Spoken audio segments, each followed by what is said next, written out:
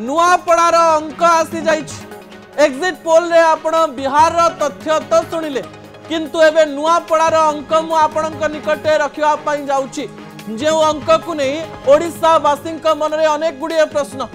जय ढोलकिया जितबे ना स्नेहांगिनी छुरिया जितबे ना एमानंकु मात देई घासीराम माझी जितबे एमानंक मध्य रे कड़ा टक्कर हेतिबा कथा कहा जाउछि। त्रिकोणीय लड़ई मध्य रे जय ढोलकिया 1 नंबर रे रहिबे 2 नंबर रे रहिबे ना 3 नंबर रे रहिबे स्नेहांगिनी छुरिया 1 नंबर रे रहिबे ना 2 नंबर रे रहिबे ना 3 नंबर रे रहिबे एवं घासीराम माझींकर नंबर केते रहिबो ताकु नै लोक मानक मन रे प्रश्न रहिछि।